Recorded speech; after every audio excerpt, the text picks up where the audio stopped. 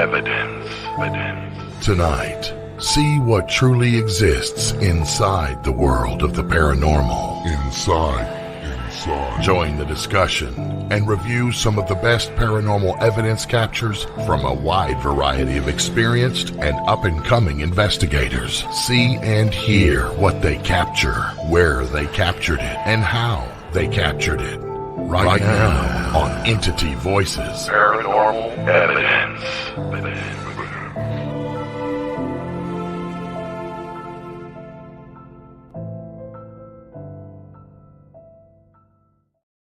Hello, everybody, and welcome to Entity Voices Paranormal Evidence. I'm Chris. I'm Tony. I'm Cherie. I am Lourdes. And I'm, God, can I say it? I'm Ron. Fine, I'll say it. It's so hard. By the time it gets to me, it sounds like we're all saying the names for the first times ourselves. Especially when it's your turn. I bet our audience is so tired of hearing this every Monday. Yeah. Just in case some of you out there have dementia, we remind you every week. Yes. There you go. Yeah. Oh, Everybody have a good boy. weekend? Yeah. It was a good weekend. I was feeling a little down, but it was a good weekend. Yeah, we went to my friend's, my high school buddy. We went to his house. His daughter's totally into this stuff. So we did a little Staticom at the house. They were able to make contact with her grandfather. They got a couple of specific things. It was actually quite cool to be able to share that in a personal setting. And then Saturday we had a big event at Strauss Mansion with Seekers Club, Full Moon, New Jersey Paranormal Project, people from Parasite, Jenny Colucci. It was awesome. She didn't feel well, so she sat that one out. You guys know we run around, most of us, like almost every weekend. So she sat that one out, and then Sunday we literally just kind of sat around and just took it easy. We were both wiped, I think. So Yeah. what was about that? So It was a good weekend. Yeah. It was that's good. the show right there. Here we go. Fantastic show. That's Rich. Oh, yes, we are. yeah, Mhm. always missing our Audra. Yeah. She'll be back next week, hopefully. Yep. Audra So- is dealing with There she is. had a tragedy in her family, so she won't be here tonight. No, our thoughts are with her. We miss her. Yes, we do. Love her dearly. Yeah. Mhm. Jenny Colucci showed up. Jenny is so if you ever get the chance to work with her, all Team Parasite, but she's awesome. She's just so positive. Like everybody enjoys working with her. She's a great investigator, brilliant lady, and just Good really, really person. fun to work with. Mhm. Real neat lady. Yeah. Yeah. So that was our weekend. Audra and I had a really neat experience. Scott with PPIT invited us up to a private that he's was doing. They got some really good evidence. They've got the family captured, been experiencing some paranormal activity in their house, and the family captured a really great apparition on camera. Wow. Security cameras. It's a really awesome video. I think I've sent it to you guys to look at.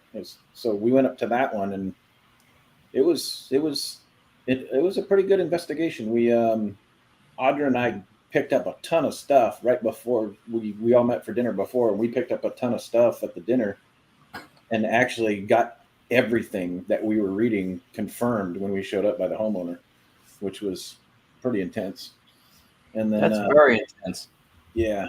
And there's one of Scott's buddies. Scott's team is phenomenal, man. The way they handle homeowners' cases is just phenomenal. I'm really impressed with PPIT and the way they handle privates. And but he also invited a buddy of his named Ash, who works up in that area in law enforcement, and he's starting a new thing that he'll be coming out with soon. That he documents private home investigations, interviews the family, gets their side of it as far as the paranormal portion of it, and then he documented a lot of the stuff that we were doing during the investigation. So that'll be really neat when he gets that produced and gets that out. So it was cool. a pretty good investigation. We ended up cleansing the house, and hopefully we get some good feedback from the family once they've got a few days and we left. So it was pretty cool. That's awesome, Chris. It is. And Dos Rathmans? Well, let's see. We have a rough. Yeah, I got sick. I Yeah, was sick Sri for wasn't really feeling bad. good like Wednesday to almost Tuesday. Saturday or Tuesday. Yeah, Yeah, Tuesday. started Tuesday. So she recouped, but we got invited to some upcoming Paracons, so we worked through that. We were actually trying to plan a vacation, which got changed on us, then changed again. Then we tried to change it, and then we started talking to Ron and Lourdes, and they're like, "Hey, come on out here." We're like, "All right." So we started looking into that, and it's about an even plane switch from where we were going to you guys. So kind of a no-brainer. So we'll talk more about that. Cool. Very cool. That would be good. That would be exciting. Yeah. 6-mansion tour. Yeah. We told them already. No. We already said not even 4. 2, maybe one or 2. Right. That's right. it. 6-mansion tour. No more.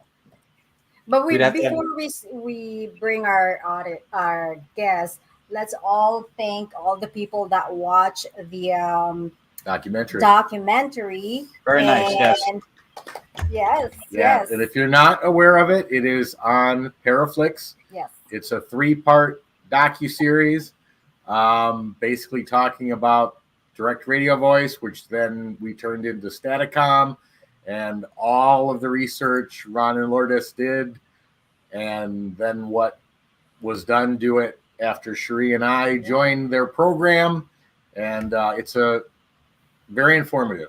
Yeah, what's wrong with Paranormal Scouts? He hasn't seen the documentary yet. Uh-oh. What the Plenty of heck? time. Block them. I'm kidding. I'm teasing. Paranormal Scouts. Move if his you ass have- from the show. What the heck?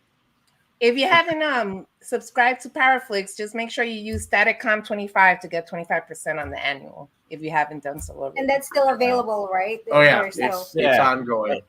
That'll Yeah. stay available. They have a lot of good stuff. You know, if we're able to show maybe one of the trailers at the end of the show, if you have them, pop one up if you can do it. Just it might be good for us to do it at the end, just to keep people, I guess, aware. It is something that we're proud of. You know, we were in direct radio voice for a while. Tony and Cherie got on board, and holy cow, did things take off. And I'll say it every time it comes up. He did a fantastic job editing the episodes. We actually showed the trailers at the event we did at Strauss Mansion for everybody there, because we're incredibly proud of what we did, and hopefully the feedback is equally good. I actually got I'll tell Tony, I'll talk to you off line, but I got someone that we know sent me a message and congratulated me on it. Someone that you know better than I know, but that I know that you know that we know, you know. I know, and she knows, and we know, and I think I know. So it's all good. He's right there. So it's all good. It's all I see good. what you Yeah, did, right. It's all good. Look at that, Christoph. Unfortunately, nobody participate on the Contest. The We went- contest, a we shirt. went- put out that whole contest. Not a single response. So Not a- For me, I So, yeah, the team the team are will going be- to get The it. team will be winning what was 5, which is now 6. Yeah. Knowingly talking to the unknown T-shirt. So Nice. That's awesome. Thank you. Sorry to our audience, but That is awesome. So yeah, we're looking forward to the message and the work that we put in getting out there. it's phenomenal. Yeah, Tony did a bang up job on the editing. It's really nicely put together. So give it a look. See, Ron from ERRT watched all of them. Roger, what contest? Okay, you got to tell him. Yeah, it was tell on the release weekend.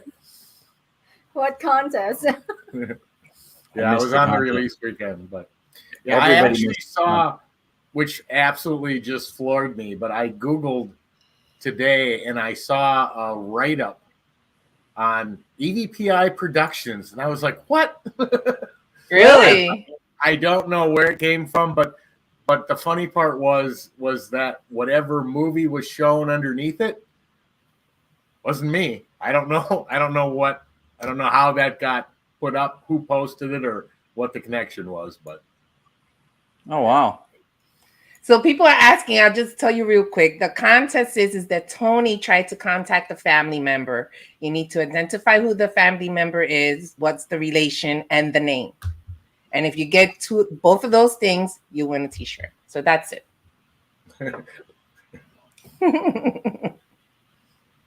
It's in the docuseries. Yeah. Yes. You got to watch the You docuseries. have to watch the docuseries to get the answer. Yeah. If you thought it was that easy, folks, it's not that easy. I don't know. The contest is still ongoing, though. Yeah. Is it? Is it done? It's Yeah, done. Well, it was kind of That's it was kind of the opening week of it. Yes. If I run it forever, we'll be constantly making t-shirts. T-shirts. Yeah. Well, I thought it was just the first 5. But I'm sorry, guys. Then I take that back. But thanks for playing. Yeah. Yeah. And thanks to Natalie Jones and Patty Patty Negri. Negri. All of Paraflex, Patty Yes. Negri, up. Yep. Great service. They do a great job promoting all their shows. Speaking of promoting, tonight's guest, not only a great guest, and we've been looking forward to this show, but we had a chance, as did anybody, to hang out or talk to him at the Gettysburg Battlefield Bash not that long ago. And that, to me, is always a tell for how someone behaves in the community as well as with just the general public. Because when you see them interact with the other people there, and he's really one of the nicest people in the field.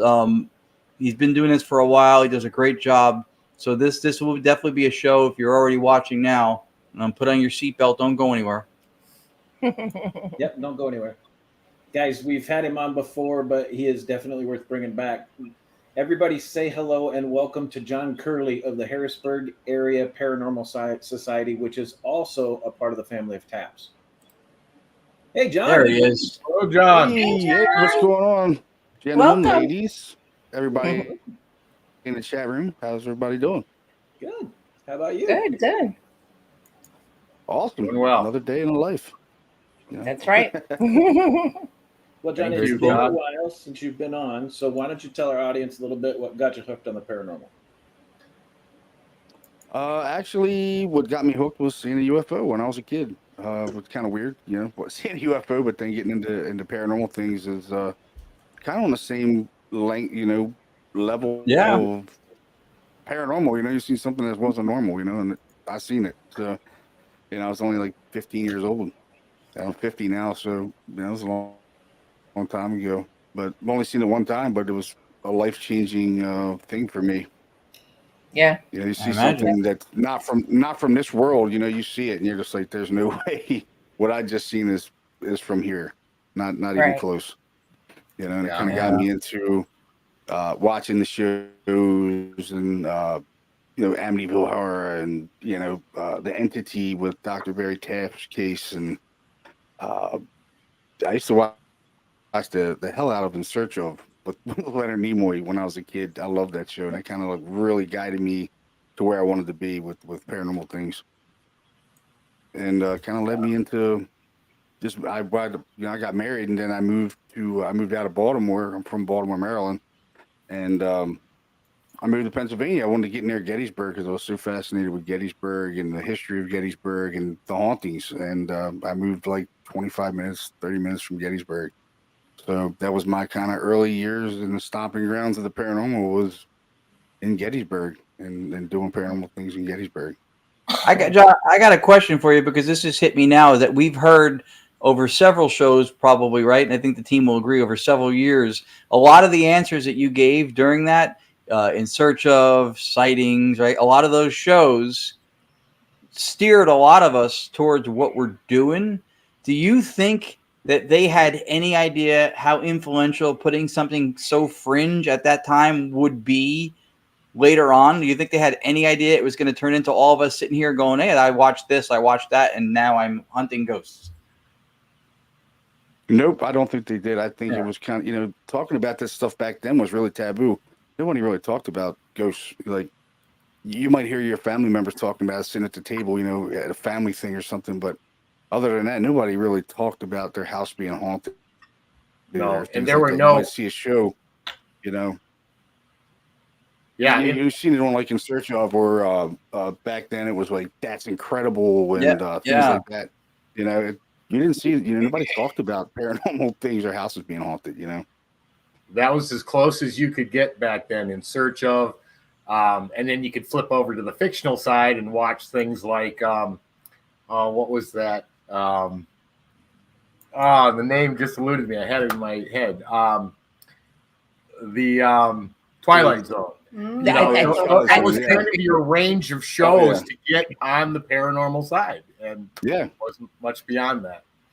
Yeah, I don't think they had any idea the influence that had on young people like ourselves, and it guided us to that. You know, I think it was like the beginning of everything. I mean, you had the Warrens out there doing their thing, but they weren't really publicized back then. You know, that kind of stuff was.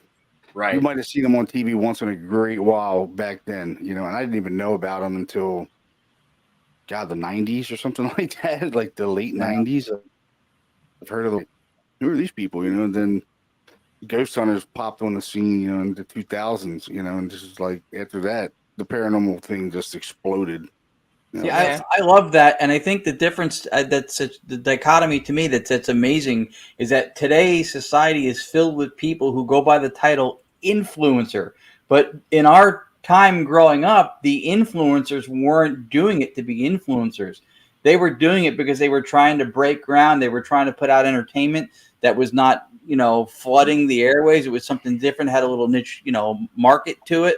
And so it's fascinating to me that the people who were so impactful were not trying to be influencers. I mean, where we have a society today now where everybody's an influencer. Look, I'm wearing a gray shirt. Gray shirts all week. Yeah, right. You can tell I'm not an influencer, but that's my point. Yeah, it's just amazing how far it's come from then to now. It's just an amazing thing because no one talked about ghosts or anything like that. It's totally taboo, or sitting around the table drinking coffee or something. That you might hear your parents talk about they lived in a haunted house or something like that. And I used to hear my parents talk about it all the time, that my grandfather's house was haunted, and there was an eerie feeling on the second floor of the house, and I experienced it. My cousins experienced it. When you go to the end of the hall, my grandfather had a really long hallway that went to his bathroom on the second floor, and it was an old house. And you would have to go down that long hallway to use the bathroom. But when you came out of the bathroom, every time you walked toward the end, it just felt like there was a room off to the left of it. It just felt like someone was standing there watching you, and it was a really weird feeling. We used to run down the hallway, and just get down the stairs as quick as we could when we were kids. Just that overwhelming feeling that someone was there. And it was not till years later, till I was, I don't know, I was like 19 or 20, and we were talking about my grandfather's house, and my grandfather had passed. And I just told my mother, I was like, I think that house was definitely haunted. She was, oh, yeah, it was definitely haunted. My mother was haunted because my grandmother passed before I was born. So my grandmother died at like 45 years old. She was really young. And my mother said, yeah, what you're feeling is probably my mother. She said, because 2 weeks after my mother died, I went to that, used to the bathroom, and I came out. And when I got to the end of the hall, I felt like there was somebody standing there. And when I turned around, my mother was standing there, and she had been passed away for 2 weeks. She said she was looked at me with this kind of concerned look. Then I kind of like squinted my eyes a little bit, and I looked, and then she was gone. Like she was there for that brief second, and then she was gone. And we all felt that same experience, Wow. That's profound. That triggers that fight or flight thing where, you could have been frightful the rest of your life of this stuff, or you could have become John Curley, HAPS. Yeah, right. Yeah. And we're glad you went the way you did. It's funny how we wouldn't talk about stuff like we'd even be in denial. Like I have in my second book, ITC Technomancy. I remember my father's a drummer. He would be on the road a lot of times playing gigs. He saw on weekends or something. And 3-floor house. He had mostly soundproofed the bottom floor where the drums were, so he could play without annoying the neighborhood. And I remember my sister and I being in our bedrooms upstairs. My mom was downstairs watching TV and hearing somebody playing the drums. And I know it wasn't her, but at the time, I think I kind of just went, oh, no, that couldn't be. No, I kind of just like let it go. But I wrote about it in the book because later on, I realized that was probably a product of the time where I was just dismissing myself and just kind of out of maybe a level of fear going, no, I can't possibly, because it wasn't ongoing, but I did hear stuff. And I'm like, wait a minute. But now I look back at that and go, I probably did experience something. Mm-hmm. It's like me as a child, my family practiced espiritismo, which is a form of mediumship in Puerto Rico. But we were taught, you don't talk about it. You don't talk about it in school. You don't talk about it outside of the family. That's it. That was the rule. And that's the way it was. How long did it take you to disclose that story of seeing your mom, John? To anybody? Oh, my mother, my grandmother. It was a lot of years until I was an adult. I was almost an adult.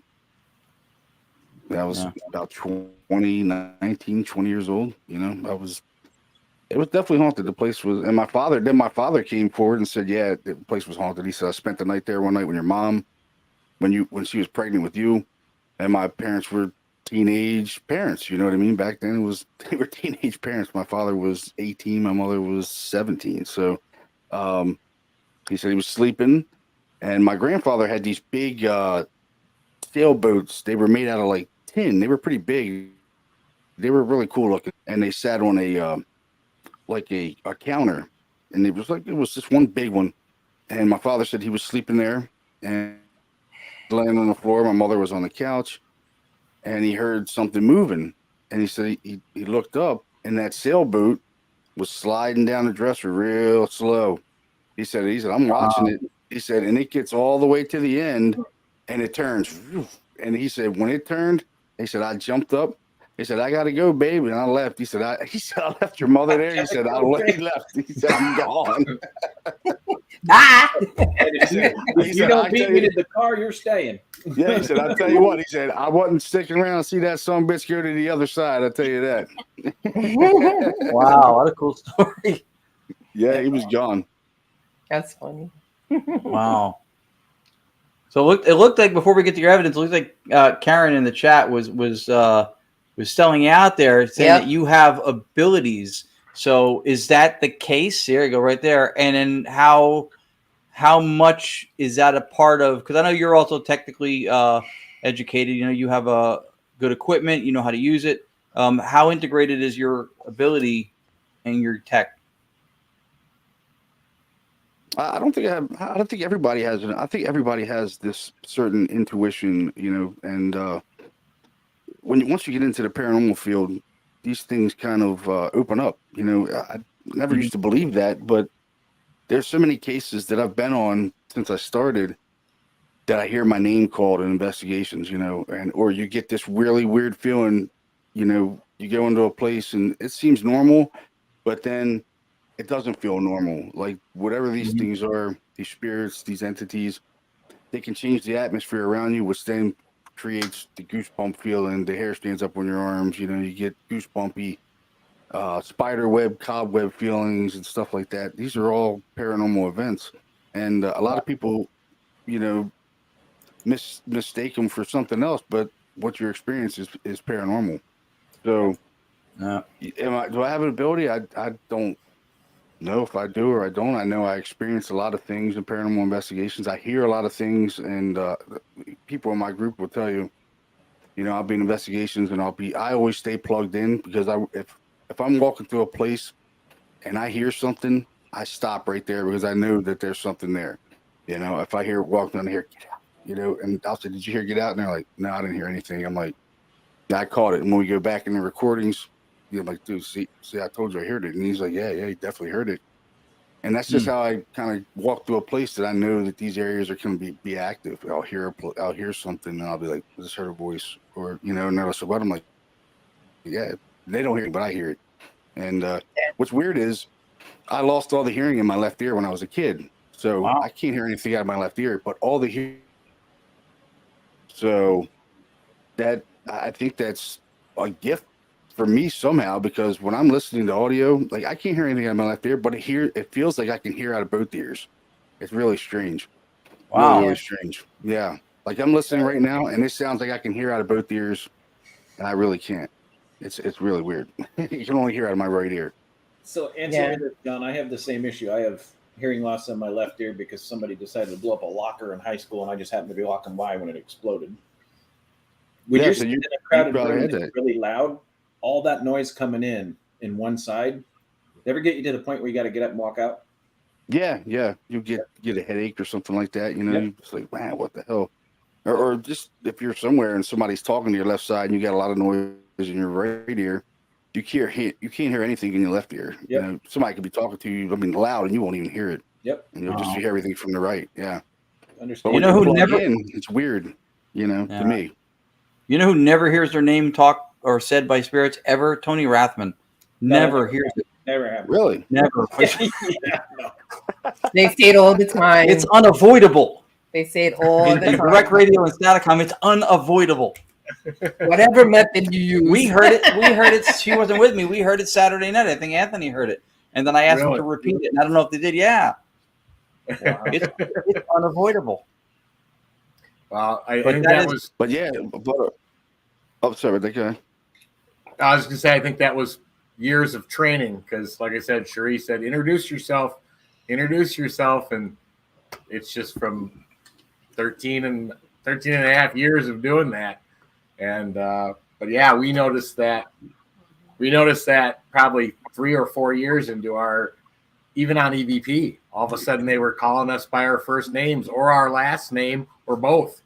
And once they know your name, we could go to a location we've never even been to before, and they would still call us by name. So that universal knowledge is passed through whatever channels that goes through.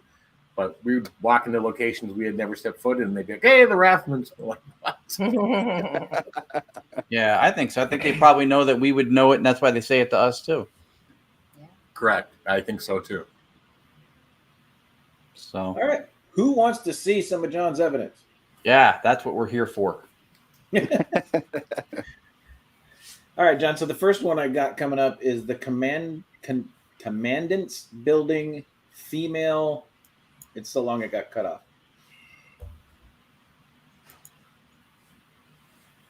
Female says something. Oh, female scream. That's the one. That's the female Scream, Yeah, yeah. here we Screaming lady at Fort Mifflin. Yep. Okay. Oh, cool. Everybody, turn your volume up. It's in the background. It is definitely there. It be Staticom or not Staticom. Sorry, guys. Staticom is loud and clear. Now on the other side, StreamYard's not always. So Real quick, because I think Nicole, who was with Full Moon Paranormal, who was also with us Saturday, and they are an amazing team. These ladies are awesome. I think she's speaking about Anthony Rathman coming through Saturday, if I'm not mistaken, when she said it came through so clearly on Staticom. So that's the guy. That's the guy to blame, Nicole. There, the charming guy with the collar and the power amulet. That's the guy. that's right.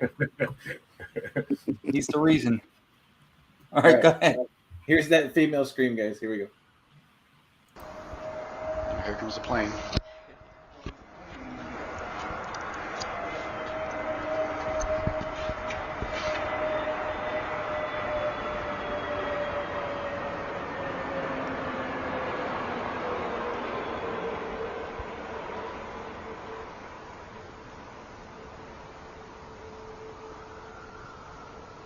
What the fuck was that? That was a scream, dude.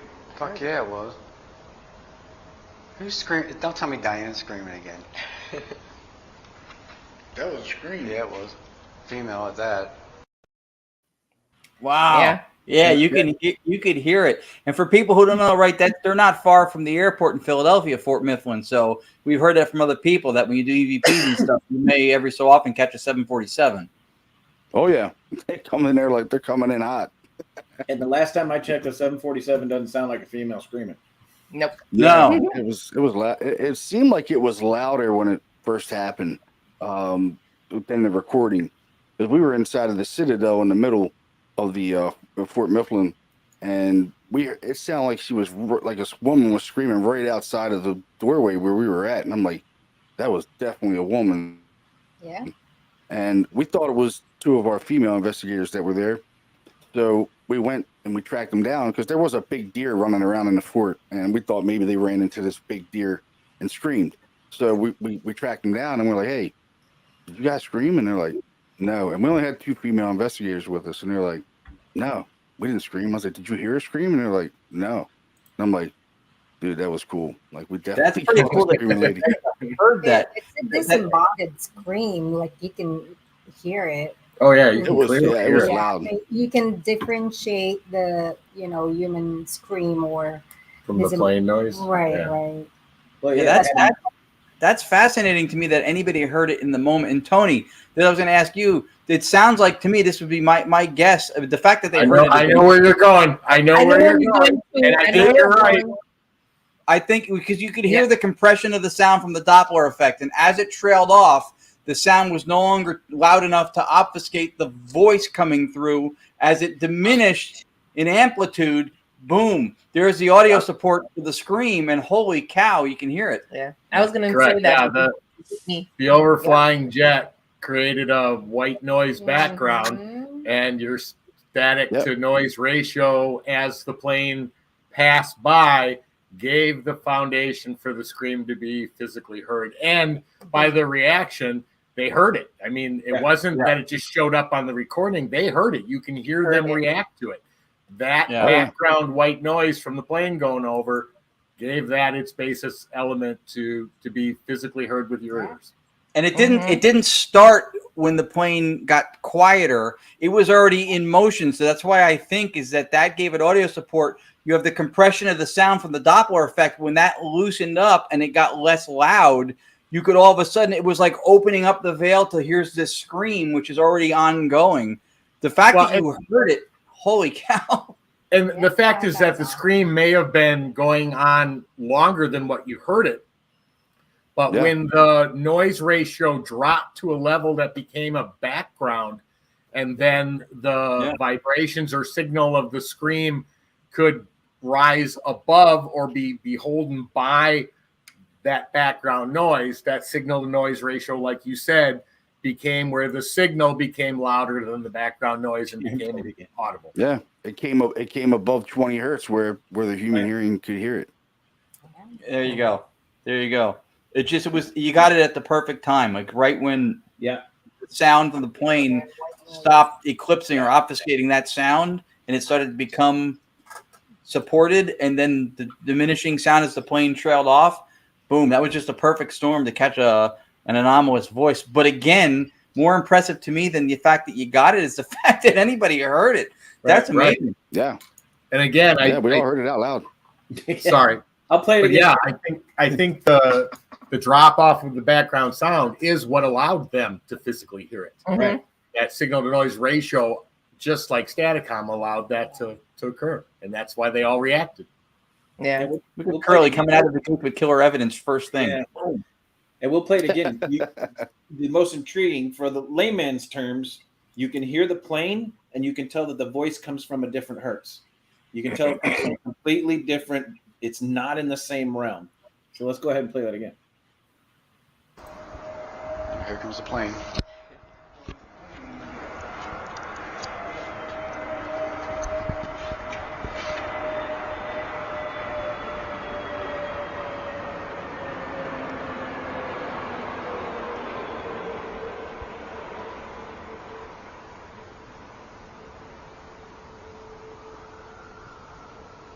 What the fuck was that? That was a scream, dude.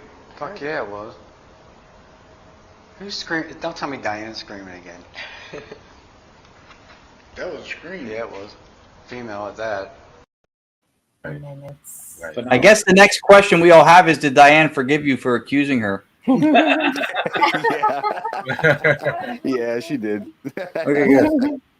That's the best important. part is you hear the most commonly used phrase in all paranormal investigations in that. Oh, yeah. What the fuck was that? Yeah, exactly. Yeah, that's the real deal right there. That's awesome.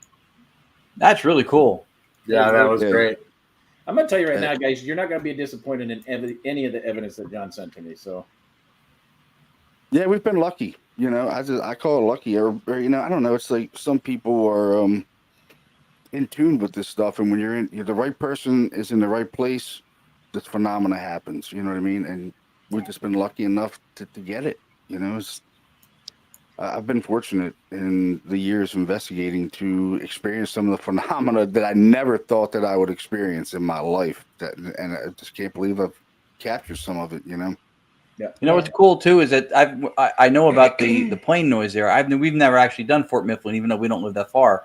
We haven't done it, but I've heard as a complaint the frequency of planes flying overhead during your investigation. But you, my friend, turned it into a positive. Yeah. Yeah, I mean, I like them. I like. Well, I always, believe that EVPs, you can are generated by ambient noises and stuff, reverberant noises, like just going, moving your hands on a microphone or your jacket. They can create voice phenomena, and now I'm even doing things with hydrophones with water. I'm testing a hydrophone with water to see because sounds travel in water way better than airwaves. They travel further and faster. So that's I'm correct. using a hydrophone to try to see if we can get more voices through this hydrophone through water. So because we had an investigation with a house that had a stream running through it in the basement, a live stream, a spring, and we heard so many disembodied voices through this ambient water noise that we couldn't explain it, and I'm like, that's not water, they're voices. They are disembodied voices we're hearing, and the water is transferring the noise to make it happen. It's this generation of this power from the sound. It's just the basement's really active, and it's a case that it's ongoing with us. We can go back whenever we want, which is great because it's great research. Yeah, see, this is why pooling the information and having these conversations are important, because one of the best EVP saturated clips I've ever seen was Tony and Cherie's clip, and I forget, was that San Carlos with the water? Oh, yeah. No, that was in the Philippines. That was the Diplomat Hotel and the Diplomat Hotel. Water present. Was it coming down? There was water on the floor. There are so many EVPs in that thing. It's the same thing you're talking about through the audio support of the water. Holy cow! Clip we could hear it with our own ears too. We could hear them speaking. Yeah. Well, we had the same experience at the Phelps Dodge Mining Hospital that night that hellacious storm come through. You're absolutely right. The roof had holes in it, and water was running down the walls on the second floor. And literally, we had our blooper show a few weeks back where Tony showed a clip where it says Chris is not holding an EMF detector. We were literally on the second floor, and the ambient noise from the water was coming down. We thought there were people running on the first floor screaming, to the point where I went, guys, stay here. I drew my EMF detector and cleared the building. We literally thought there were people in the building. It sounded like guys running on the first floor. It was insane. We thought for sure somebody had broken in because it was that loud and it was that apparent. I didn't even think it was paranormal. No, I thought for sure it was people broke in. Yep. Wow. All right. So the next clip we got for John is "We Hear a Disembodied Voice." This is the one when you guys were in the kitchen of the private home. Yeah, that's one camera. Yeah, that's a female voice. Yeah. Yep. So here we go. That's a good one.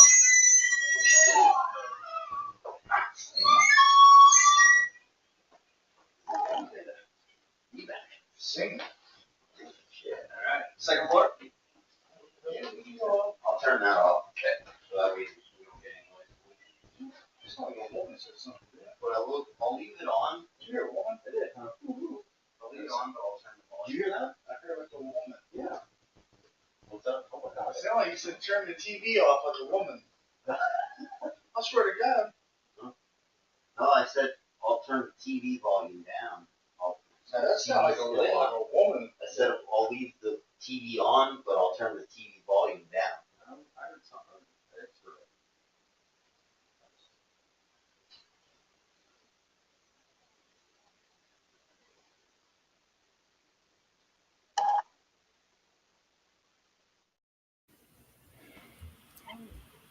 Wow.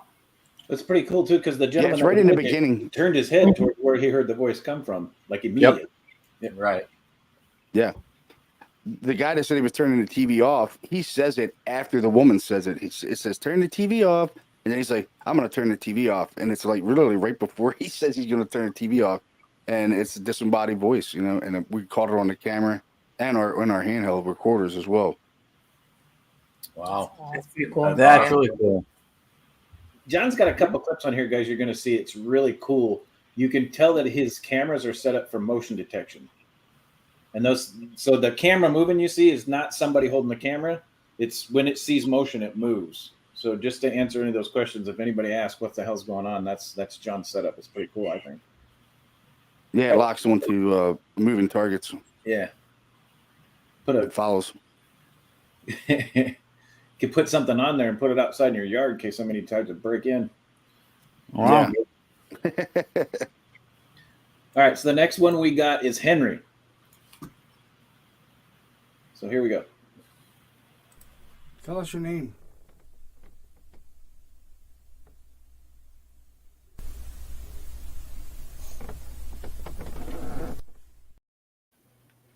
We'll play that one again. You got to turn up. StreamYard killed it. Yeah, StreamYard killed that one again.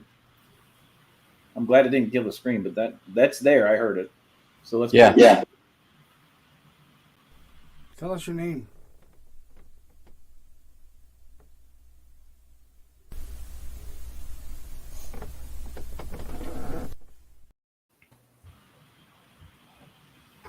Oh yeah, it's there. Yeah, it's there. It's low, but it's there. You can hear the beginning and the end of it. It's just the middle is light for some reason. Yeah, it's just probably StreamYard. Yeah, I can tell you when that was an audio clip that John sent me that I turned into the video. So it's loud. It's there. I heard it. I'm the one that put the scrolling Henry on there, so you guys know that. It's for some reason sometimes when we do that, StreamYard kills it. Because it has to be an MP4, right? Yeah. Is the compression on the audio of an MP4 comparable to what an MP3 does? Yeah. Yeah. So if it was originally a WAV file, if it was originally a WAV and went to MP3 or MP4, it's a lost format. It means it condenses it. You lose the dynamics of it. So you're absolutely right, Ron. That's what I'm saying. Yeah, I figured that's it what was. it was. Yeah, it was an MP3 originally. That's what all the task cams I use recording MP3. So let's see something here. Yeah, I have a couple Tascams, and I was recording in WAV form for a while, but they were filling up cards like crazy. Yeah. I was like, "Oh, this card used to last way longer." Yeah, not anymore. Let's do it this way. You should see it when Cherie records video in 8K. Oh my god! Wow! Oh, good Lord! It's ridiculous. Let's try it this way. Let's play it again. Here we go. She gets all the good moments. All right, here we go. Tell us your name. Or maybe now we can hear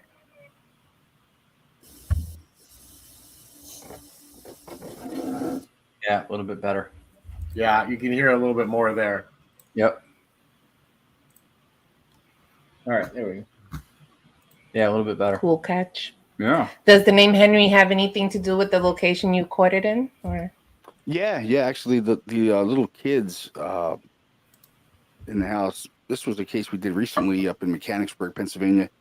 The little kids were seeing a little boy in their room. It was an 8-year-old and a 4-year-old, and the 4-year-old was seeing a little boy. She had a little kitchen set up in her bedroom, and the little boy would play with the kitchen stuff. And she would wake up and he would be over there playing with it. And she said his name was Henry. And sure enough, I said, "What's your name?" And it captures a little boy saying Henry. It says Henry. I'm like, wow. We had a lot of cool intelligent stuff in that house that I could have sent. I called like 75 EVPs out of this house. And probably maybe 10 of them were disembodied voices that we heard out loud. Most I've ever called in a location. It was unbelievable. And all intelligently answering things. And which was weird was I had the task cam. I was doing, live EVP, and all of a sudden I'm standing at the bottom of the bed where the little girl sees this man, this figure, and I get this huge amount of static in this white noise, like shh, like interference, and all of a sudden I hear a voice within that static, and it says like help me. It's like help me within the static, and all of a sudden it felt like this hand went up my arm real light, and all the hair stood up on my arm. It got cold, like not real cold, but it was a definitely difference in the atmosphere, changing the atmosphere of this staticky charge. And I said, wow, I said, you're really impressed with me. And I called it I didn't hear it, but I called it EVP saying, thank you. It was very cool. Oh, nice. It was total confirmation of what I experienced.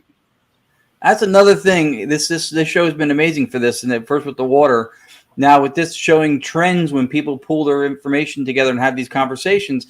That was one of the things I noticed over time from when I started. The first recorder I had was that Panasonic DR05.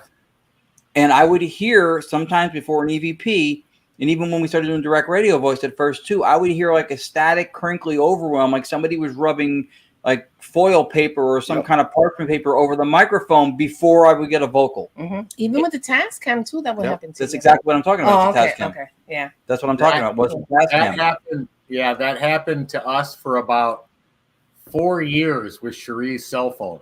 I didn't even have to look at the wave to tell you where an EVP was coming. The second I heard that, I could block the audio wave. Second I heard that static, I knew it was coming right behind it, and every single time. Yeah, it's amazing. That is amazing. Mm-hmm. That Tascam seems to do that though, because you're not the only person I've heard say that, and I had gone through that too. And when I first experienced it, I hadn't heard anybody else saying it, and then more and more people like yourself started saying, "Yeah, the static before," and I was like, that's interesting. It is interesting, especially because of the static-com and the white noise that we think the voices are. Well, that's all. So that's all hooey stuff. That's static-com stuff. Don't listen to that. It's all about T-shirts and merchandise. It has nothing to do with it. Voices and white noise. Come on. Yeah, right. Never happens.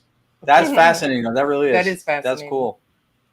All right, so let's jump to a couple pics that you sent in, John. We'll start with the first one. Teenage boy scratched by dark entity. Oh, we can talk with these up. So, whoa, tell us about this. Oh yeah. That was the case when I first started back in 2000. I think it was 5 or 6. I think. This was a teenage kid. He was a high school kid, and he was living with his grandmother. And one morning he woke up, and he had felt this pain on his chest, and he said he was actually bleeding.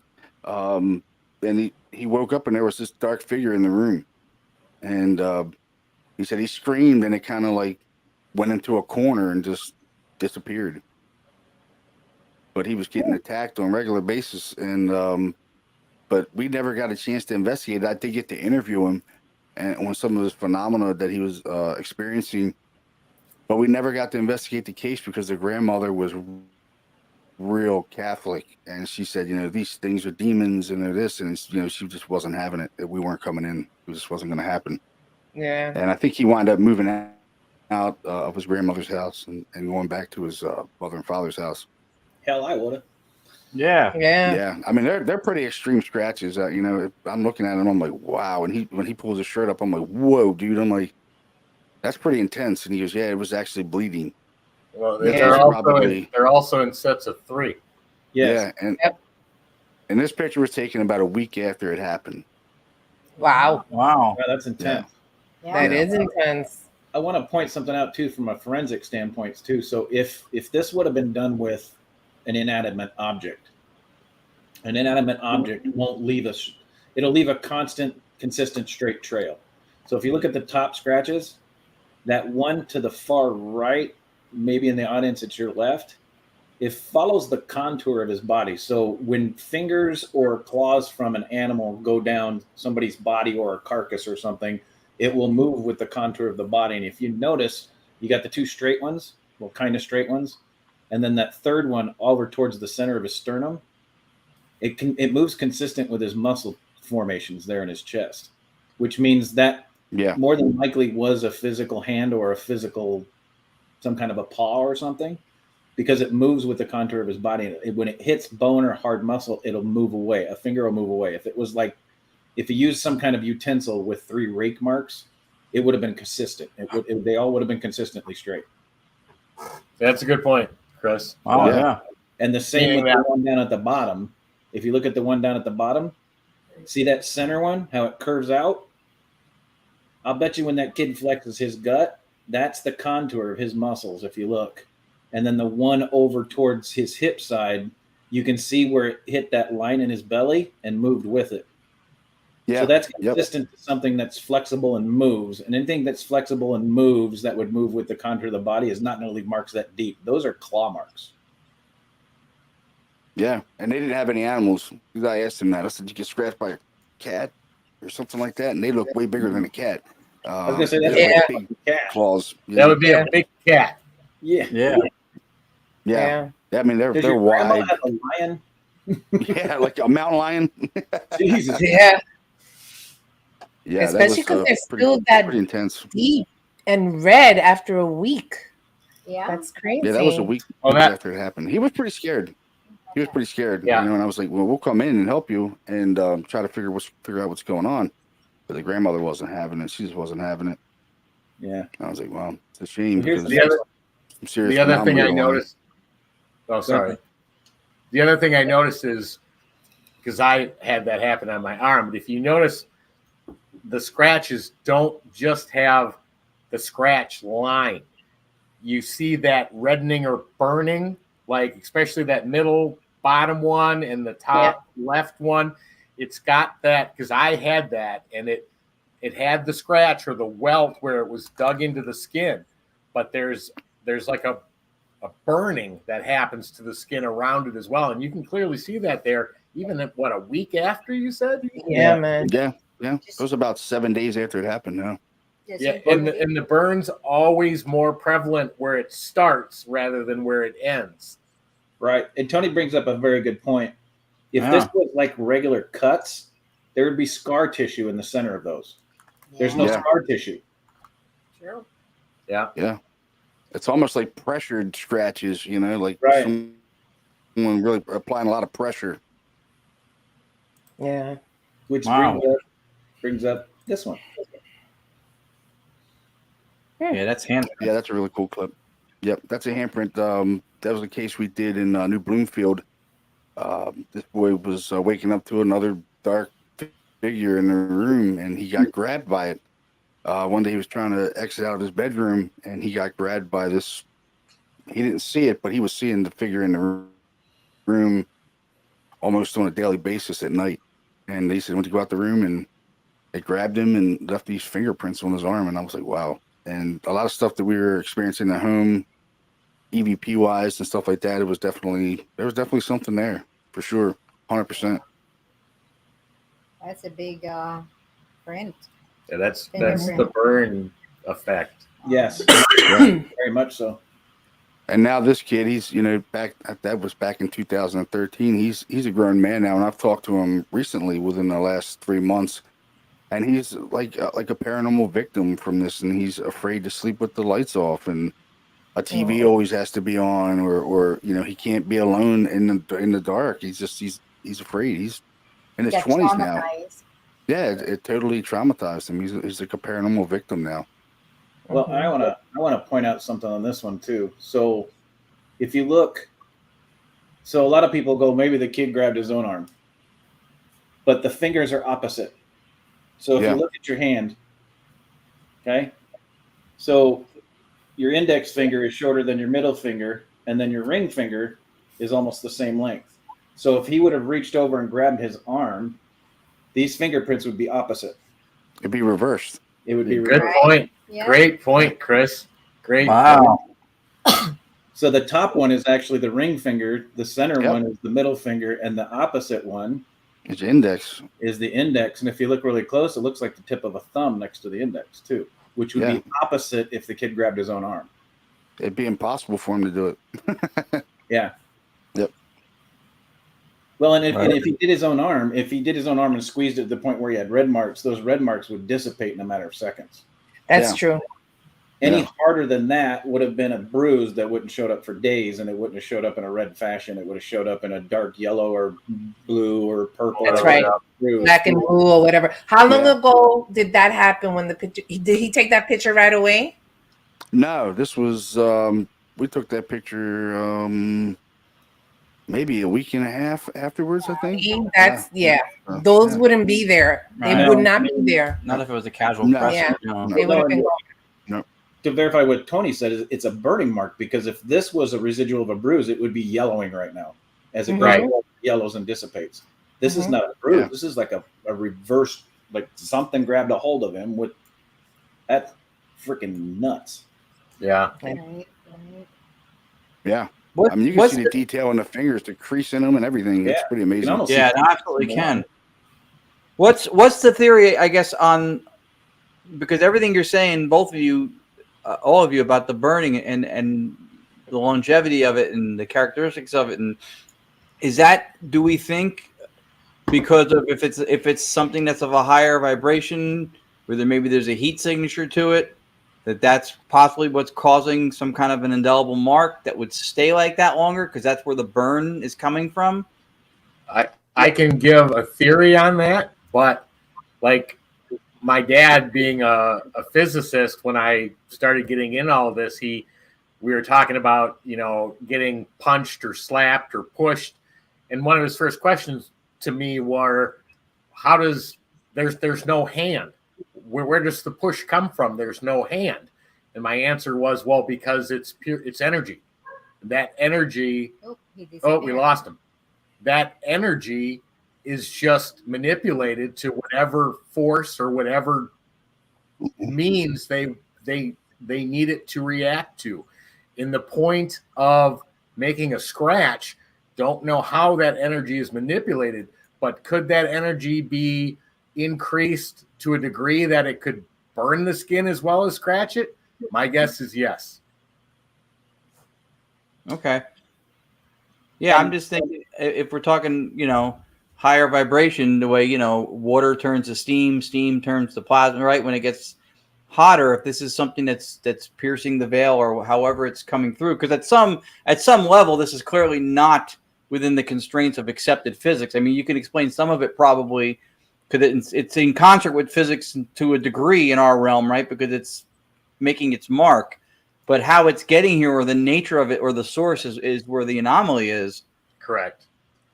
So if Simonelli's in the comments, I'd really like him to jump in on this because he's an electrician. But to me, that looks like a low voltage energy burn.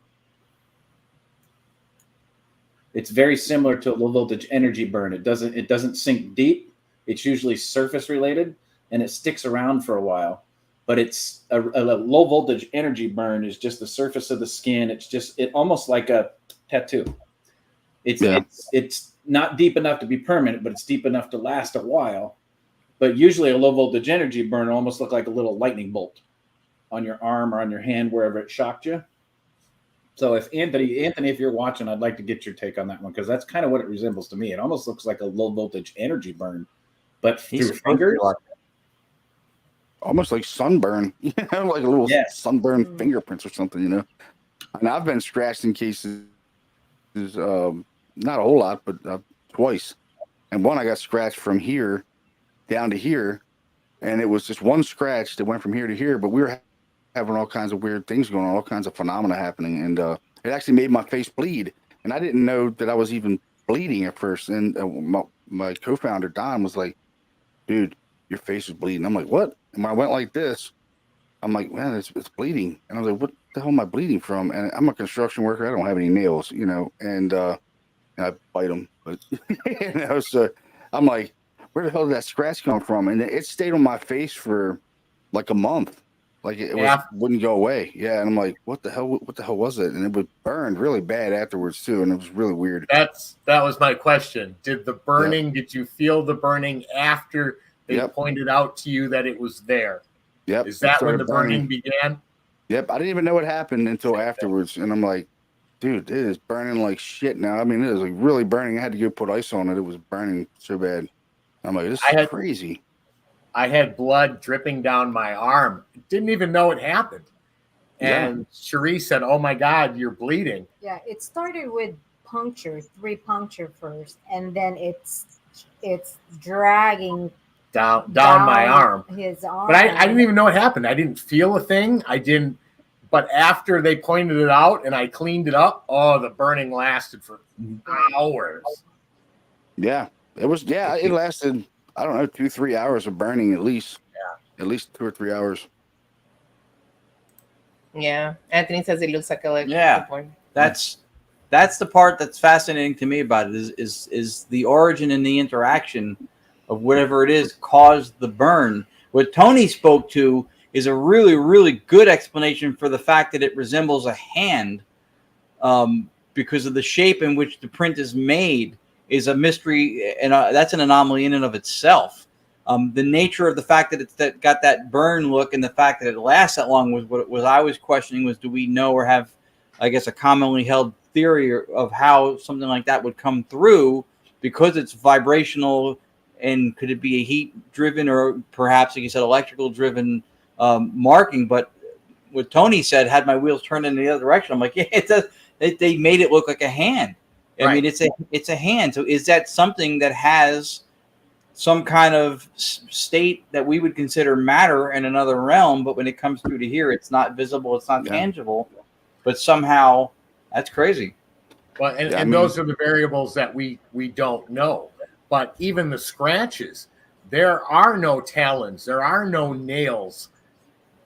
You know, you're dealing with what? Energy, frequency, vibration, whatever the elements that are here that are on the other side, those are being manipulated to mimic fingers, hands, nails, whatever.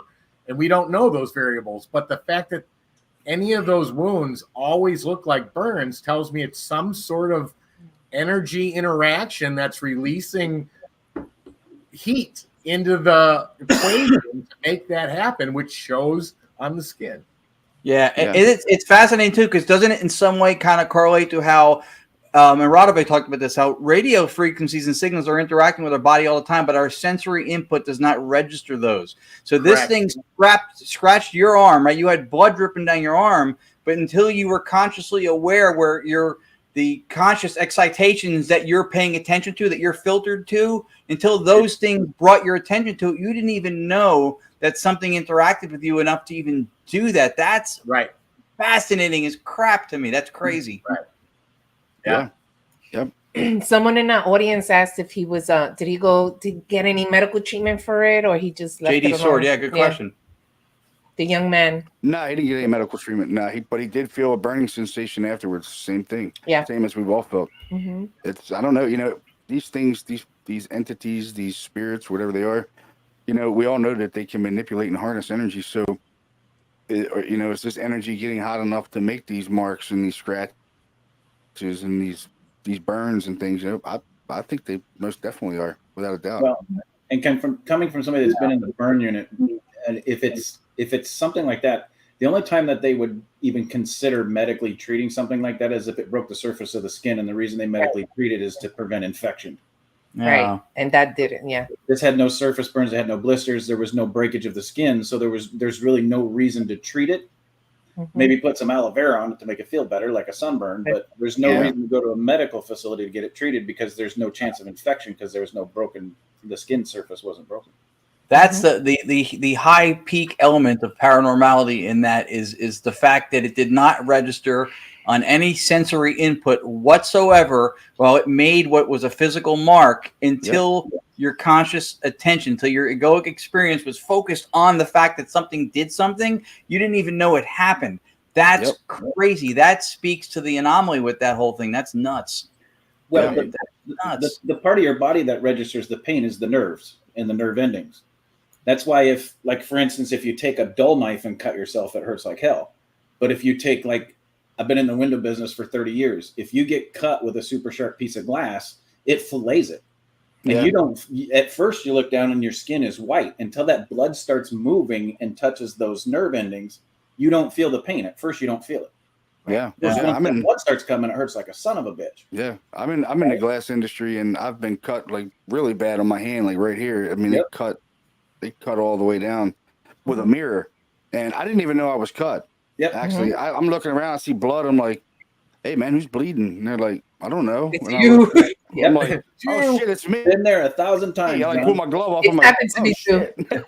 But you know, that also could be, though. I mean, I agree with everything you just said about dull versus super sharp, because you can you can slice right through without even realizing what you did. But you also got to wonder though, because you're not expecting, like in John's case of being scratched across the face or mine on the arm, I wasn't doing anything where I would have ever. I mean, I was standing next to a table. I wasn't even sitting at it. My arms were nowhere near it. That could be influenced. What are you holding? I had a beer in my hand. No. Here, hold my beer. Yeah, But they wanted that beer. But I had them. But you also got to wonder if it's not because I wasn't doing anything where I was expecting to get hurt, that my actual body blocked those sensations because there was no concern of anything like that happening, yet it did. And maybe that's some blockage of not expecting it and having it happen, and then not until I knew. Yeah, that's when I realized, oh wait, that hurts. I totally agree. That's what in consciousness studies it's called filter hypothesis. You're not dialed into that, so you're not doing anything to expect it. It's not registering on your sensory whatsoever until somebody tells you.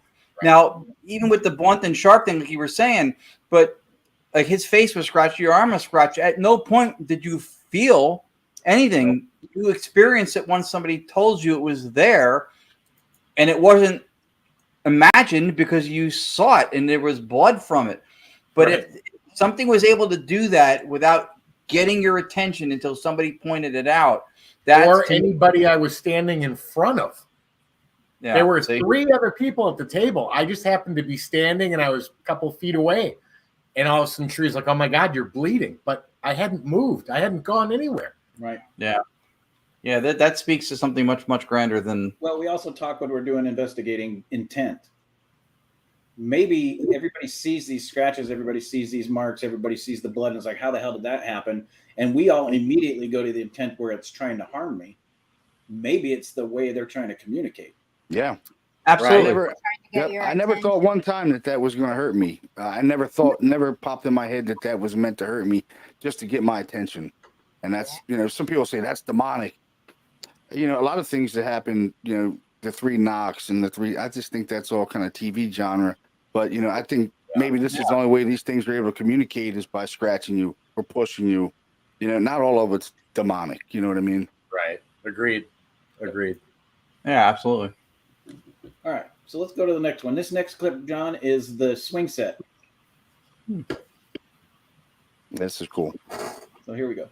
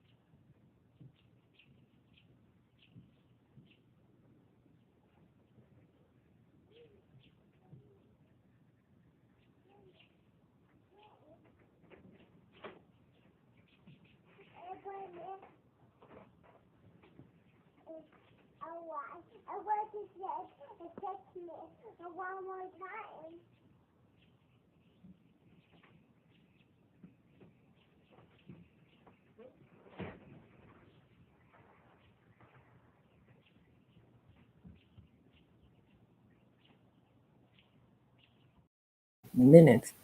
Wow. That's fascinating. That's pretty cool. Yeah. I had that happen once. I was like 20 and was in New York City walking through a park or in front of a park, and there was swings, like 4 of them, and there was one swinging just like that. And we just kept looking at it, waiting, because we didn't know if maybe somebody went and pushed it, right? So we just waited for it to stop moving, and it never stopped. It just kept swinging and swinging. That one. That's crazy. That's great. Yeah, it didn't lose awesome. No momentum. She was saying it didn't lose any momentum. It's funny because in our docuseries, I talked about frequency and oscillation and amplification, and that's one of the examples I gave is when you push a kid on a swing, that when you amplify or boost the strength and the distance of their swing, the oscillation is you match the speed that it's moving. If you come in faster or slower, you interrupt it and you stagger it. You don't build and amplify. something kept that thing going at the same pace that wasn't affecting any of the other swings, but somehow it had an inertia that did not dissipate, and it kept going back and forth. That's really fascinating. Yeah, what's interesting about that video too, if you really watch it, it swings up and then it stops and then swings up, and it doesn't make the whole motion. It goes down, stops, down, stops. It doesn't follow all the way through if you're watching the video. And people were asking about if that was an EVP. Now, that was the son of the daughter that was son of the woman that owns the place. You watch the video, somebody's filming from inside a house, so the voice you hear is... Yeah, that's the homeowner. Yeah, she's filming it. We were just getting ready to go there, and she filmed this for over 5 minutes. That's just a short clip of it, but it was over 5 minutes long of that swing, and there was no wind blowing at all. And it would if someone would have stopped it. If someone would have pushed it, it would have stopped it within a minute or two. Like it wouldn't have kept going for freaking 5 minutes. I'd like to see it again based on what John said, because I'm going to be honest, I didn't notice that it truncated the movement, that it didn't go all the way back. It doesn't. From It that doesn't angle. follow through. It doesn't follow No, through. It stops it's like when it gets. it's like if you're doing it, but you're not really committed to the swing. Because I've done it. It's like you go and then you kind of stop it with your foot, and then you go again and you kind of stop it with your foot. That's kind of like what it looks like. Well, what's really significant about the video, if it was wind, the bigger one would have been moving because it was more of the ground. Yeah, there's more surface area for the wind to have caught. Right. If it was wind, right? Yeah. And everybody's gone on a swing here before, right? Oh, yeah. If you pay really close attention, if you kick with your strong leg, what did the swing do? Yeah. Yeah, it does do that. It would move to the strong side, right? Watch would that twist, swing right. really close. It looks like somebody's kicking and it turns. Yeah, and like if they're kind of stopping. Yeah, I want to see that again, because if it's truncating the movement and not actually oscillating full movement back and forth, then that's got. I agree. Then the inertia is restarting, and that's a whole other can of worms. It's being stopped and restarted. Which crazy that There's a lot of indicators. Watch in it, there. Here we go.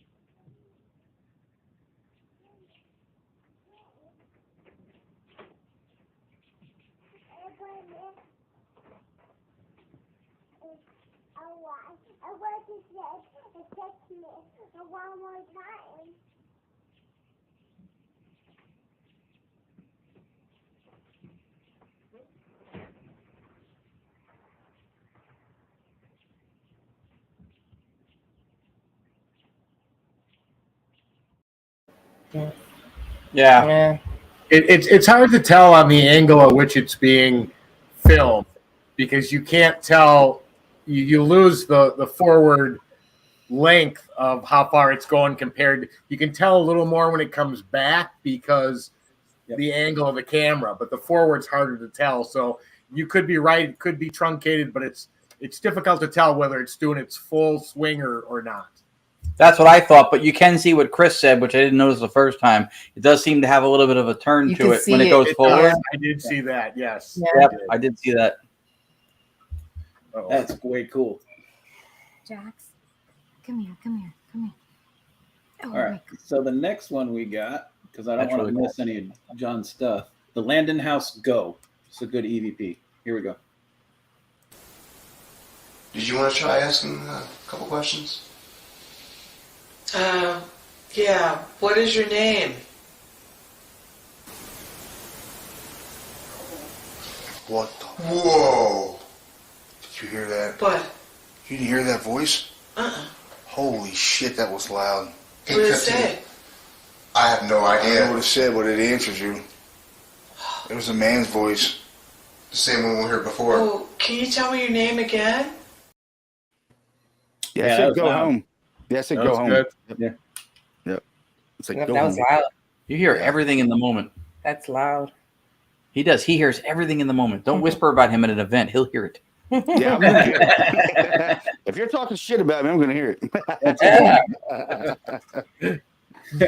Talking shit about me, I'm going to hear it. I might agree with you on some of it. Yeah. Wow, that was good. Yeah. Was good. So this next one is the same location, and it's a loud voice. Can't really discern what it's saying, but it's pretty loud. So here we go. Could you please join us here in this room? We just have a couple questions we'd like to ask you. If you would be so inclined to answer them.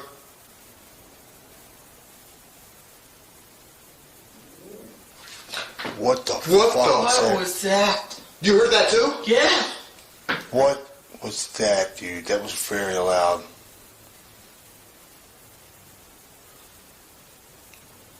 Was that you? He heard it again. Yeah, he heard it again. He did. And it had the same tonality as the first one, too. So I wonder if it was the same spirit talking.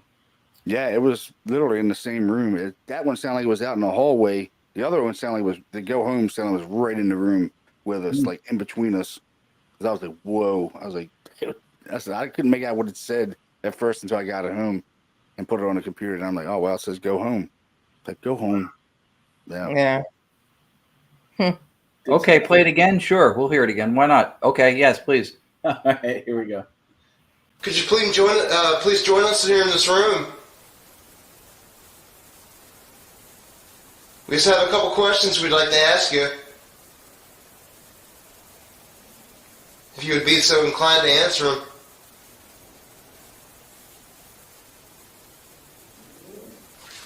What the What fuck was that? You heard that too? Yeah. What was that, dude? That was very loud.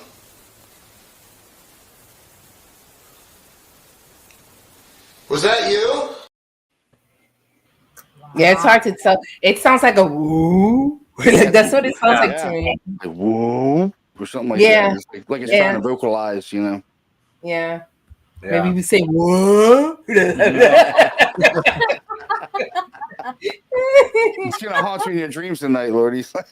Oh my God. I It know. may, because there was a point in time when my little one had a bad habit of going, whoa. And oh my God, it would drive me crazy when she would do that. She's better now. She does what now? Yeah. But Go yeah. back- you should go back on an amplified. It's probably going, was that?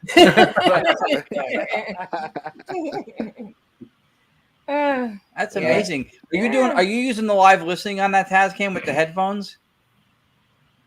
Yeah. Yep. See, I like that because when I first started, when I lived in LA, I remember being at the Glen Tavern Inn and somebody was using a recorder like that had live listening, and she heard stuff before we played it back, and I was like, "How did you hear that?" And then they showed us what it was, and because he hears everything, and that's really, really cool. Do you sometimes hear it with your own ears without using the live listening? No, I always used to live listening, yeah, because I can't hear out of the left ear.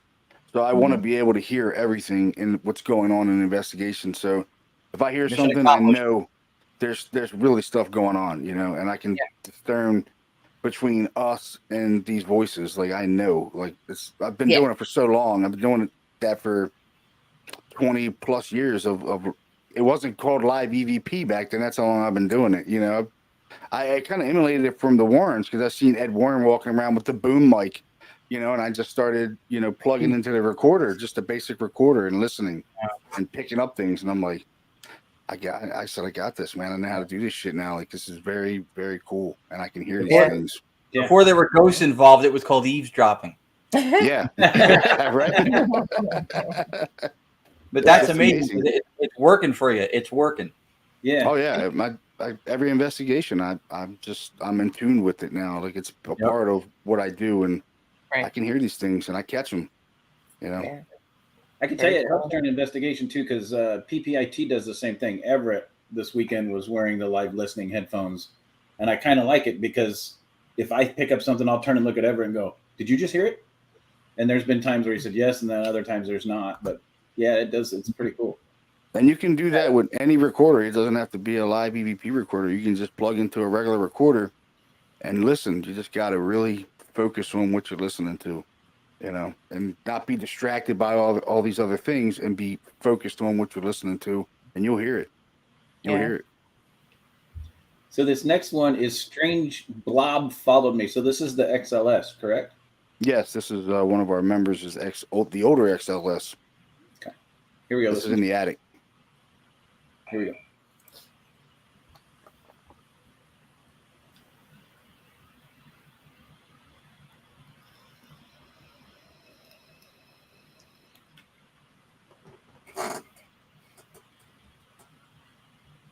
Oh shit! What is that?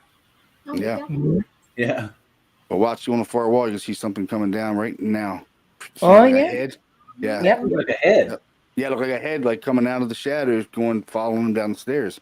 Hmm. Yep. Yes, I'll play that again. Yes. Yeah. We can talk through this one, guys.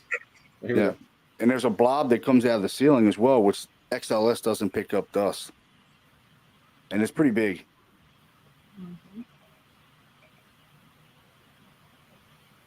But you see that coming out right about now. There it right is. there. Look at that.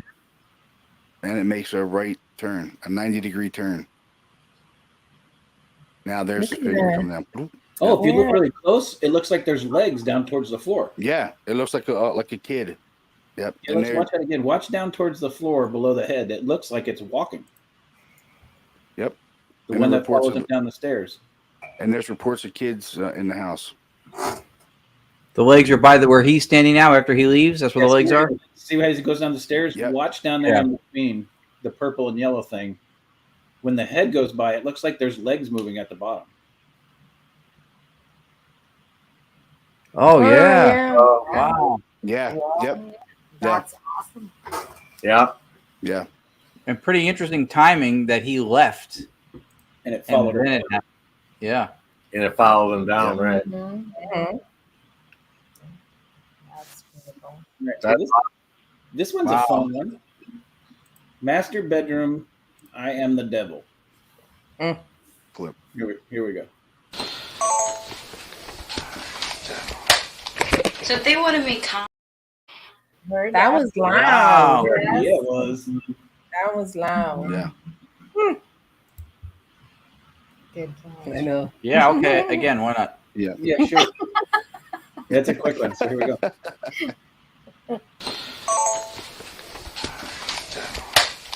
so if they want to make Wow. That's loud. Pretty creepy. Very clear. Very clear. Yeah. Very I've never captured that ever again anywhere else but in that place with that girl. Yeah. Mm, Yeah. Wow. interesting. Almost like it was feeding off of her fear of the devil, because that's one thing she told me. She said she was very Catholic. She said, I'm so afraid this is the devil. And I'm not kidding you. Right after that, we captured that voice saying, I'm the devil. I'm like, what the shit? I'm like listening to that home. I got goosebumps. I was listening to it. I'm like, whoa, that's pretty cool. I was like, Yeah. that's cool, Yeah. but it was creepy at the same time. Mhm. It still is. Yeah, because Yeah. it may not be the devil. I mean, not obviously, but it's, since they know she has that fear, Right. and that's what I guess. They're playing Yeah. off it. Yeah. Yeah. I was just gonna say, in the 20 odd years that I've been investigating, I've rarely come across a really true dark entity. Right? Rarely. I think maybe once or twice. Yeah. I'm gonna tell you right now, they ain't gonna tell you what they are. Yeah. That's just something feeding off the fear. Yeah. Yep. Yep. What do I always say? Asshole in life, asshole in death. There you go. There's an example. Yeah, definitely. All right. The last piece of evidence we have is visual. This one's pretty damn cool. And this is one where John's camera actually catches it. Now the camera moves towards the motion. This is the one the last one you sent me, John. Yeah. Yep. All right, here we go.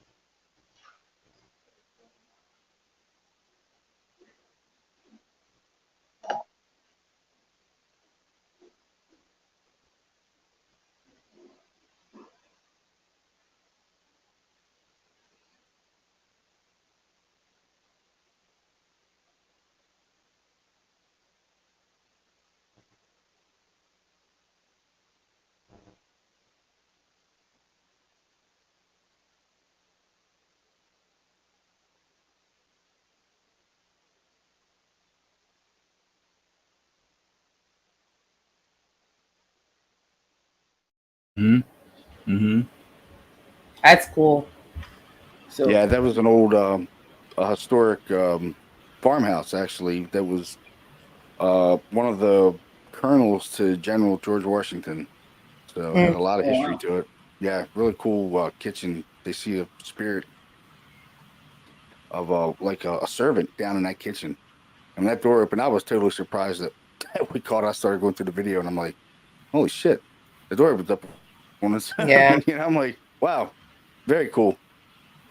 Yeah, and the most significant part about that, guys, if anybody was outside and pulled that door open, if you look down at the light at You'd the have seen bottom of them. the door, you would have seen their feet. Yep. Right. I Yeah. looked at that. Didn't see anything. Yeah. Yeah. That was pretty cool. And that door is super heavy too. It's about I don't know, 8-9 inches thick. Yeah, it's that thick. You know. It looks heavy. Yeah, It it's looks an old door. Well, back then they would have used. I mean, it looked like what 2x10s they built that door out of. Yeah, it was really, really heavy. It was like reinforced with other wood too, like posts and stuff. It's about So, 4 it was foot weird. wide, maybe just a little bit under 6 foot tall. Yeah, yep. That was a very cool place, very active place. I was surprised. And if those are the original hinges too, it takes a lot of force to pull that door. Besides the weight of the door, the hinges aren't going to be all that easy to maneuver either. Yeah, Yeah, it takes a lot of force. That's the first thing I noticed when it opened. I'm looking to see if somebody opened it. But what's is really cool, I was going to send that video too. Is I had another camera in the hallway facing that door, and there was nobody there. Yeah, I had another camera facing that door and one there, and I went into that camera at the same time, and there was nobody there. I'm like, very cool validation. Yeah. Yeah, that's great validation. Yeah.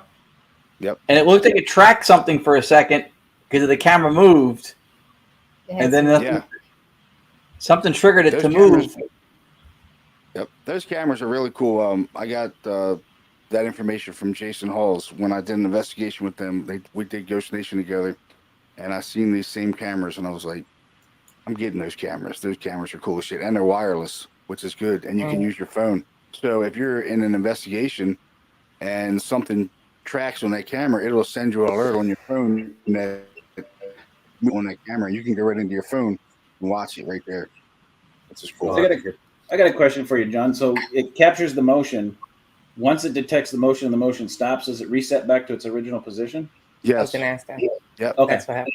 So it's not following something when it moves back. It's resetting itself. It's resetting itself. Yeah. So when the door opens, it cranks over to that motion and starts recording that motion. But what's really cool about these cameras is the audio is really shitty, right? It's really shitty audio. If you're real far away, like you heard the distant talking, you can't really hear much, conversation. But these cameras, the shitty recording system catches great EVPs. I have a bunch of them on those cameras. That the one you heard with the woman, turn the TV off. It catches these things real, and a lot of them we don't hear. And one in that case where it said turn the TV off, Tom was standing right there, and there was a woman said hi Tom, and he never heard it, but the camera caught it. The camera caught it. Yeah, they're very cool cameras. Can you play it again, Chris? Go ahead. What? Sorry. No, it's okay, honey. I was Go ahead. asking what kind of camera. It's Wise cameras, the V2. If you get a chance to get in there, they're not expensive. They're like $40. Really? They're about $40. Yep. They're awesome. They take a little micro SD card. You're at Weiss camera, did you say? Wise, WYZE. Yep, Wise cameras. Oh, okay. All right. WYZ. Oh, okay. Got it. And the V2. The V2 is the camera. So, Chris, can you play it just one more time? Because there was someone saying they heard voices in the background, and someone was saying about a distortion they saw in Well, he mentioned he thought the voices were, but the distortion would be good to see. Well, I didn't hear the voices. That's Yeah, me either. Yeah, let's go. It was Todd and Carmel. Yeah, well, no, there was someone else who said about the voices. All right, here we go.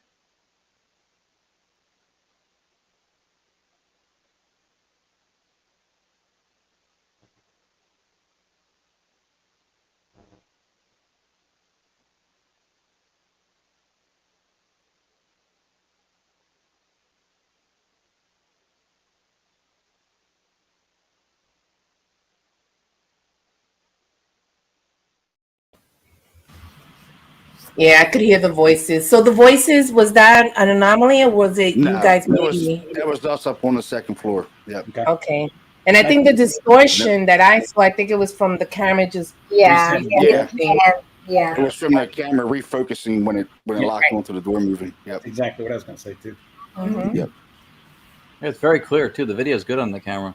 That is. Yeah, they're pretty awesome cameras, and they're lightweight.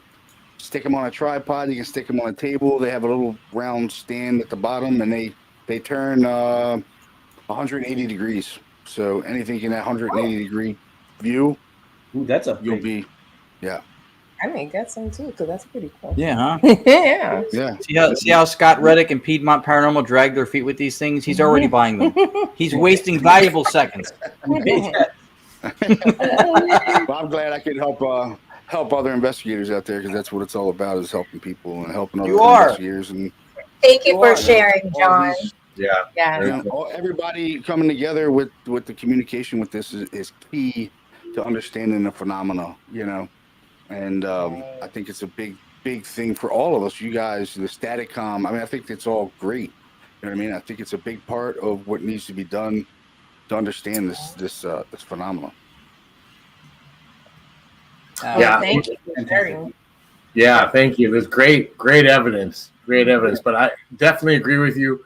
It's going to take everyone to figure out what's happening. No one's going to do it on their own. And so combining knowledge, facts, captures, that's the only way to move forward. So, yeah. Mm-hmm. Well, and teaching everybody's different techniques helps all the researchers, investigators out there perfect what they're doing in the field too, which also gets rid of those skeptics, or what Ron likes to say, non-believers.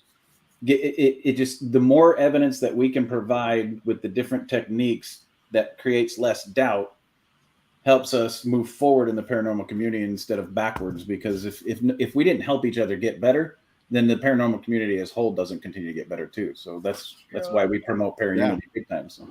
Oh, definitely, I do as well. I definitely think we're starting to create leaps and bounds in this thing. With like the Staticom and stuff that we're doing, stuff that other paranormal groups are doing. And if we get all this stuff together and start presenting this stuff to people, and people are going to realize, hey, this isn't TV, this isn't fake, this isn't this or that, this is real, this phenomenon is real, these people are experiencing it, we're recording it, we're testing it, we're doing these things to try to really validate the phenomenon, which is key, and to understanding it in all manners.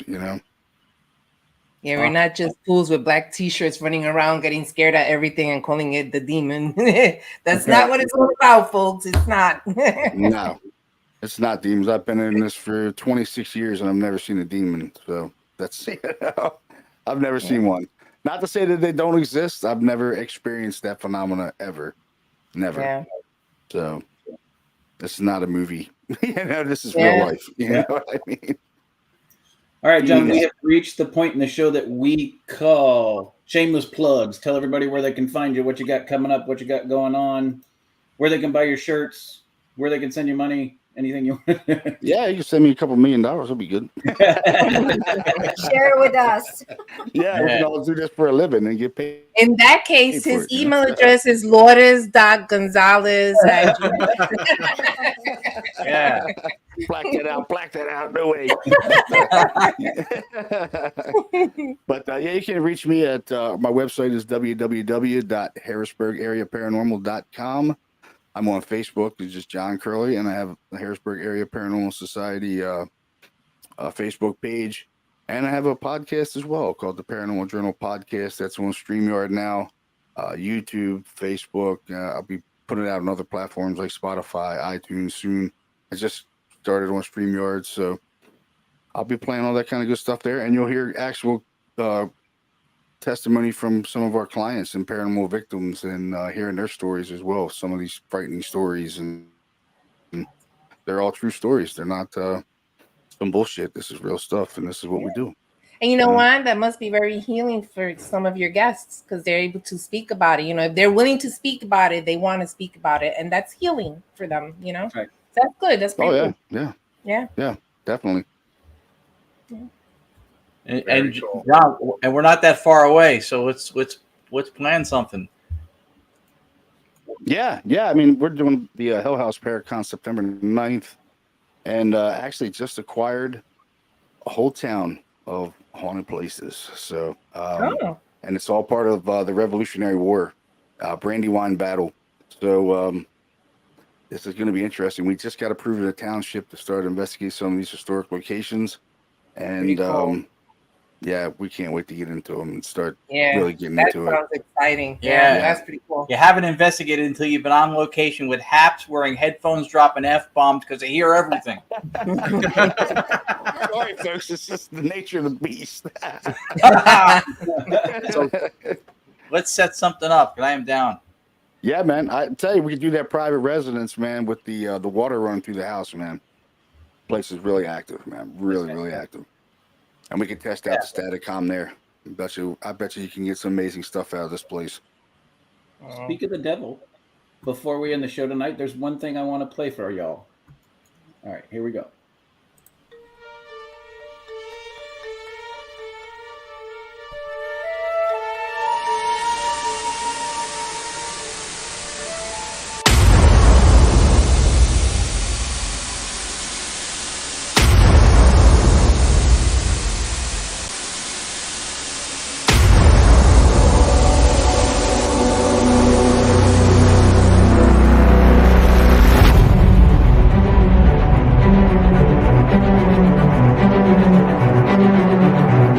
My name is Tracy. Can you tell me your name?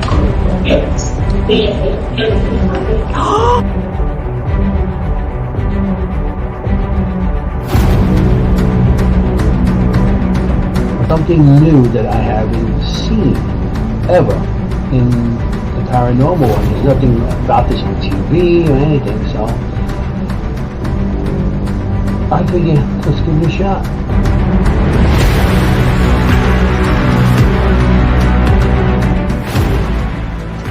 Ma, if you're here, I got Cookie with you. And Cookie box for me?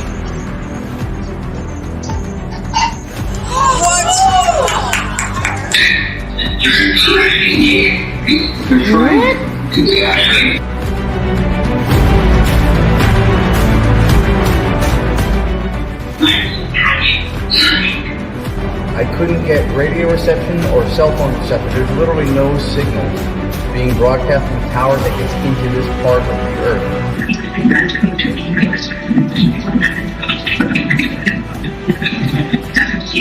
Bachi. That was clear.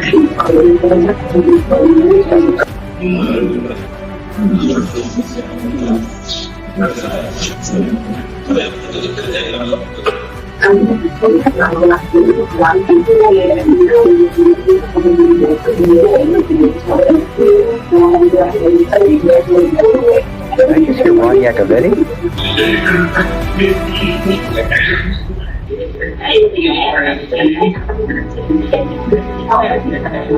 And you say Edgewater if you know who I am?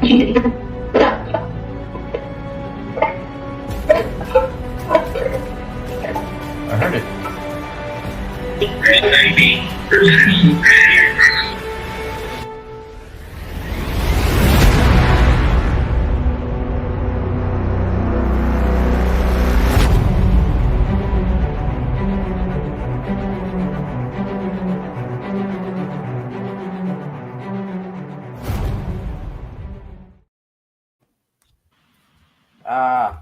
Thank you, Chris. Yes, Awesome. thank you. Awesome. I love it. Got to support the people in the paranormal community, especially the ones you love. So awesome, man. I love right it. Back at you. We appreciate it. Right back at you. And we thank you, John, for Thank you, being John, our for guest coming on. tonight and presenting amazing evidence. That was pretty cool. Yeah, everything Good was stuff. everything was top shelf, man. Yeah, that was pretty cool. Yeah, awesome. Thanks Just for awesome thanks for evidence. having me. But there is one thing Thanks I for having saw me. I that love being on there. there is one thing I saw I wanted to point out.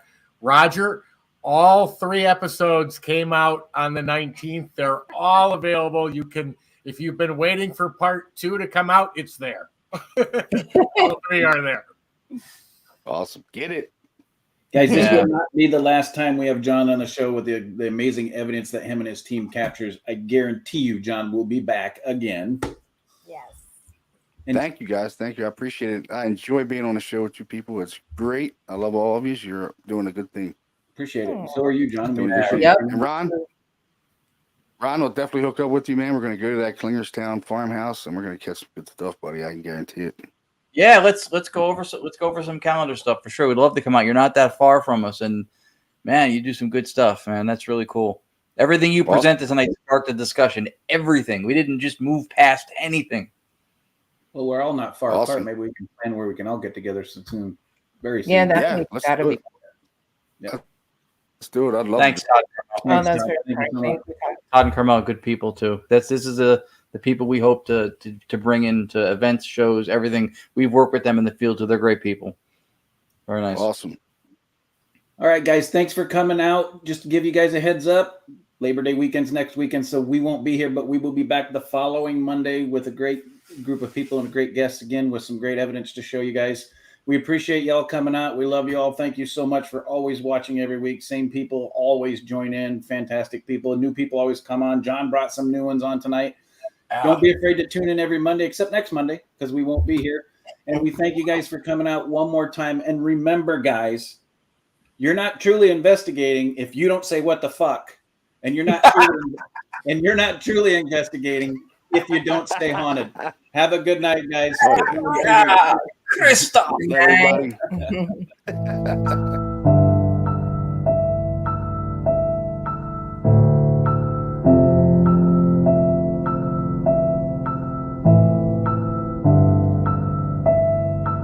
Can you give me a name? What's your name?